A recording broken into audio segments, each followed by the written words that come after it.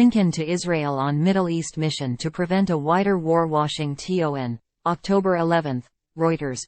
U.S. Secretary of State Antony Blinken was set to leave for Israel on Wednesday on a Middle East mission to prevent a wider war from erupting after an attack and hostage-taking by Palestinian Hamas militants and an Israeli bombardment of the Gaza Strip.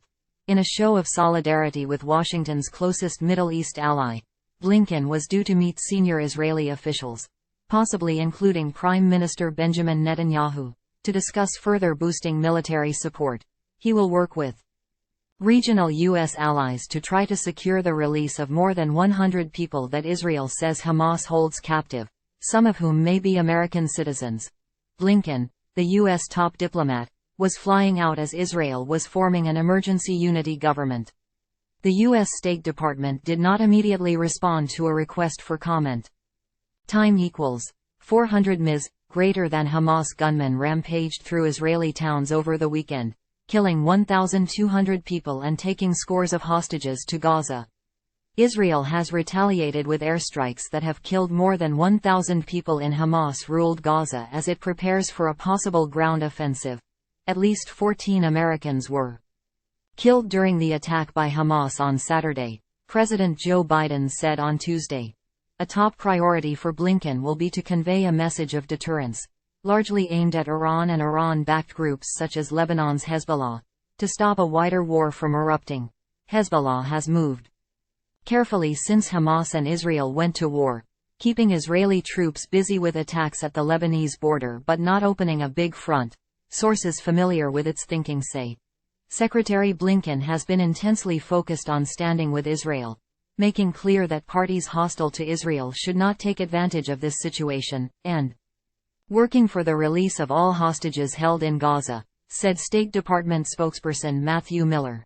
Violence on the border between Israel and Lebanon flared up for a fourth day on Wednesday, with Israeli shelling hitting southern Lebanese towns in response to a fresh rocket attack by Iran-backed Hezbollah. Time equals 400 ms. Greater than since Saturday. Blinken has spoken on the phone with his counterparts from Egypt, Jordan, Saudi Arabia, Qatar, Turkey and the United Arab Emirates. U.S. officials said Washington was pushing regional countries with influence on Hamas and others hostile to Israel to help stop the conflict from worsening. Time equals 400 ms. Greater than.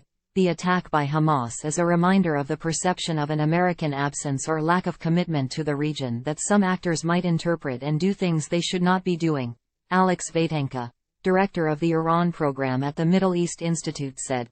Biden on Wednesday called the Hamas attack sheer evil, reaffirmed U.S. support for Israel and issued an apparent warning to Iran and Iran-backed groups against exploiting the conflict. I have one word: don't. Blinken's trip announcement did not include the Israeli-occupied West Bank.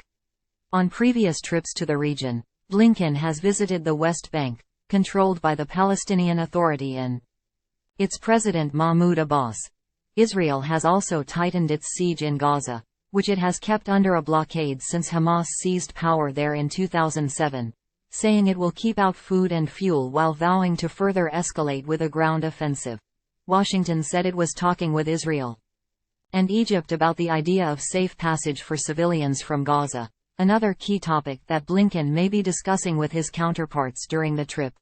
Biden has stopped short of an overt plea to Israel to show restraint to avoid Palestinian civilian casualties in Gaza.